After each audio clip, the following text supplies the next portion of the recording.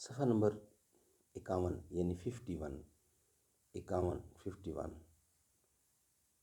اور یہ ہمارا جو سبجیکٹ ہے وہ آلریڈی پہلے چل رہا ہے، تفسیر قرآن کے ماخذ، جس میں قرآن کریم، حدیث، صحابہ کے اقوال، تابعین کے اقوال، لغت عرب، تدبر اور استنباط، یہ ہمارے سرخیاں ہیں، ان میں سے جو بیان کی جا چکی ہیں۔ ابھی تیسرا نمبر ہے صحابہ کے اقوال، یہ آج کی ہماری شہ سرخی ہے۔ ناظرین، مفتی اعظم پاکستان حضرت مولانا مفتی محمد شفیع صاحب معارف القرآن یہ رائٹر ہیں اس تفسیر کے۔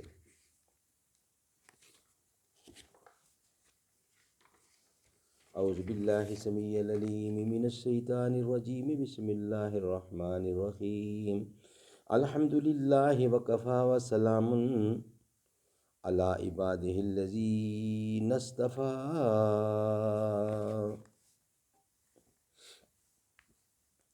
صحابہ کے اقوال، یہ ہماری سرخی ہے، سرخی نمبر 3۔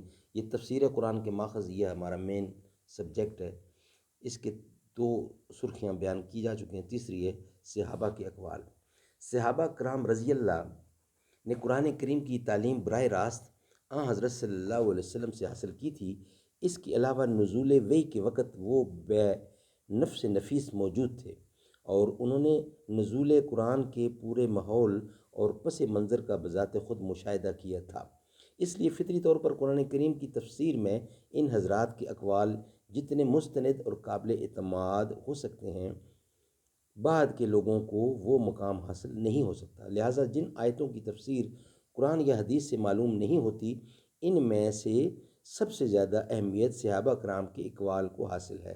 چنانچہ اگر کسی آیت کی تفسیر پر صحابہ کا اتفاق ہو تو مفسرین کرام اسی کو اختیار کرتے ہیں اور اس کے خلاف کوئی اور تفسیر بیان کرنا جائز نہیں۔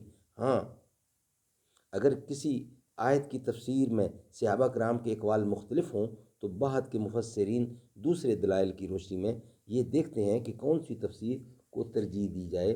اس معاملہ میں اہم اصول اور قواعد اصول فقہ، اصول حدیث اور اصول تفسیر میں مدون ہے، ان کی تفصیل کا یہاں موقع نہیں ہے۔ ناظرین، نمبر 4 ہے تابعین کے اقوال۔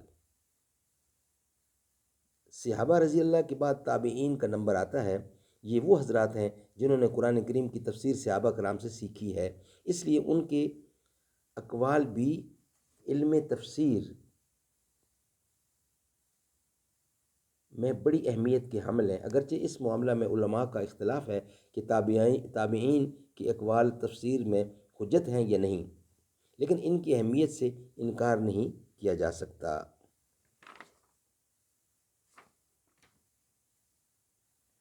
نمبر 5 لغت عرب۔ قرآن کریم چونکہ عربی زبان میں نازل ہوا ہے، اس لیے تفسیر قرآن کے لیے